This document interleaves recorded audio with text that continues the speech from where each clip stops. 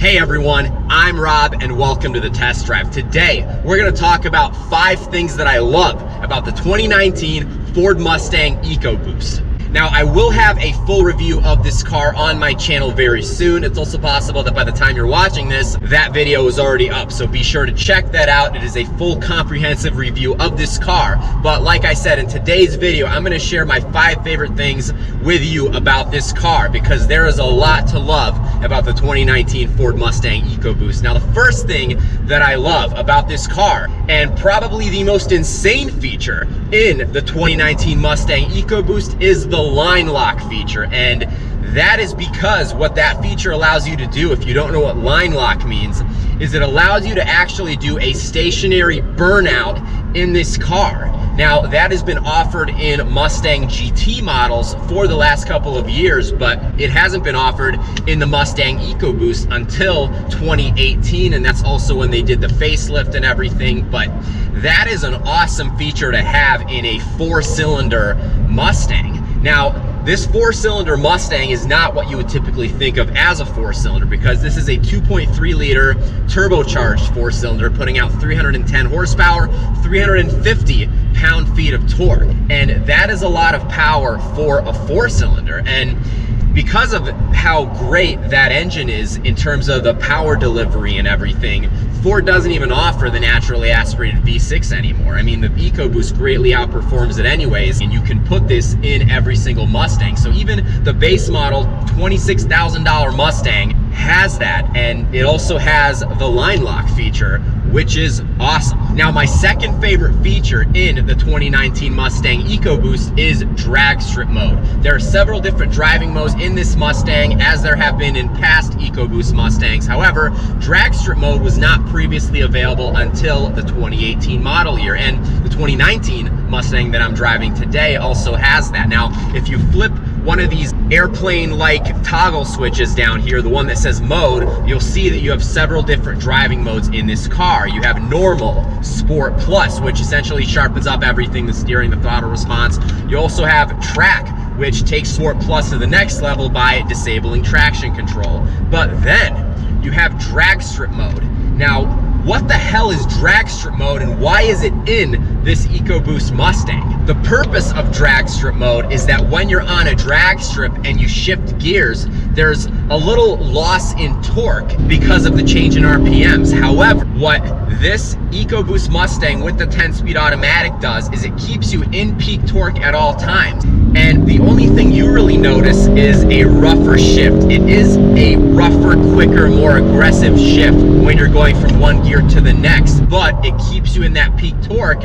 And because of that, this Mustang is supposed to be able to achieve, with 93 octane fuel, a 0 to 60 time of under 5 seconds, which is phenomenal for a 4-cylinder. Now, my third favorite feature in the 2019 Mustang EcoBoost are the track apps. The 2017 Mustang EcoBoost that I drove maybe a year and a half ago also had these track apps, and I think this is really awesome. I love it when cars in this class, or cars in general, have features like this. And basically what that allows you to do is measure a lot of different things. So you have a 0 to 30 timer, 0 to 60, 0 to 100, as well as brake performance tests like 100 to 0 or 60 to 0. You also have an 1/8 mile or a 1/4 mile timer. Now, it does give you a little disclaimer in here that these are for track only, and I'm sure that everybody who has this car that takes it to the track is probably using those features on the track, but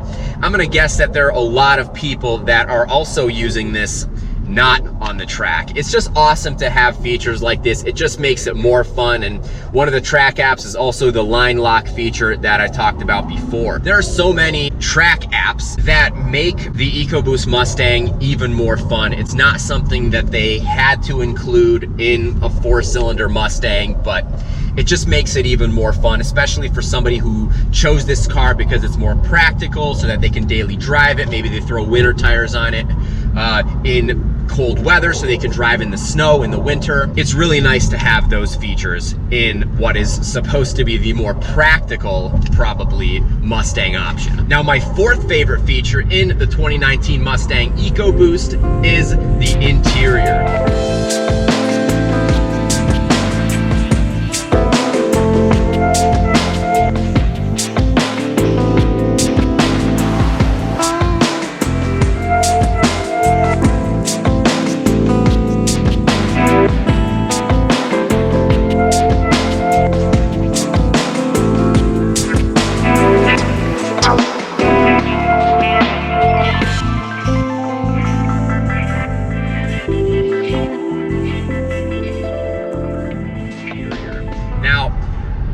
Know if there's anything in this interior that I actually don't like, but I'll tell you everything that I really like about this. Now, the one that I'm driving today is the EcoBoost Premium, so it does come standard with heated and cooled leather seats. All of the surfaces are soft touch surfaces. You have such a nice soft steering wheel. It really does feel very luxurious in here. However, it's not just the feel, but also the look. You have so many aircraft-like elements in here. For example, the speedometer actually says ground speed, and the tachometer actually spells out revolutions per minute. You also have all of these aircraft-like toggle switches down here to either turn on your hazards, turn traction control on and off, adjust the steering feel without adjusting the driving modes, and also there's another one for driving mode. I also love that the start-stop button is not in the traditional place behind kind of the right side of the steering wheel, but it's actually down here next to all of the other aircraft-like toggle switches. And that, combined with the look of all of the surfaces and everything, it's just a really nice, fun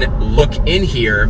And I love all the care that was put into designing it and just giving it that aircraft-like feel inside of this Mustang. And then my fifth favorite feature in the 2019 Mustang EcoBoost, and one that there may be quite a bit of disagreement about, is the facelift, the front fascia of this Mustang. When Ford went to this new look for the front fascia, and primarily the headlights is really where the difference is, I really liked it, but I feel like there were some people that didn't. And for me, I think it looks more aggressive, the way that the headlights kind of slope down inward into the grille. And if you look at the pre-facelifted Mustang in this generation, and then you take a look at the front of a Ford Fusion, there are quite a few similarities. The headlights and the grille, the way everything just kind of blended together, looked similar to, in some ways, a Ford Fusion. And I think that certainly the Mustang is not a Ford Fusion and they don't look the same at all, but there was that similarity, whereas with this new facelift, I feel like it has separated itself even more from the Fusion. Now, that said, for whatever reason, Ford has not decided to give this facelift to the Shelby GT350 and GT350R models. And it's a similar thing when you look at the Raptor.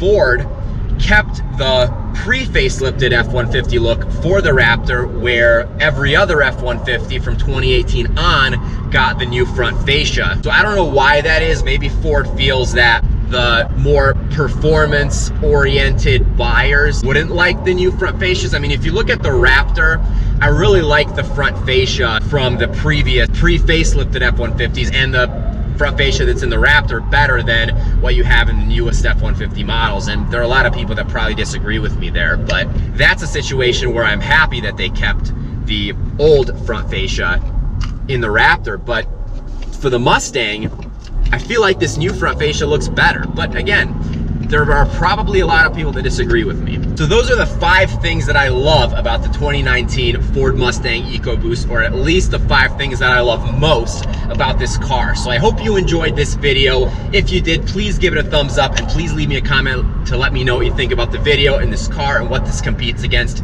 And please hit that subscribe button if you'd like. It does help me make more videos, and it also makes you eligible for all the giveaways that we have going on. I also have so many more videos coming. So if you hit that subscribe button, you'll be a part of the fun and also get notified of all of my upcoming videos. So again, thanks for watching, and I'll talk to you soon in the next video. Bye-bye.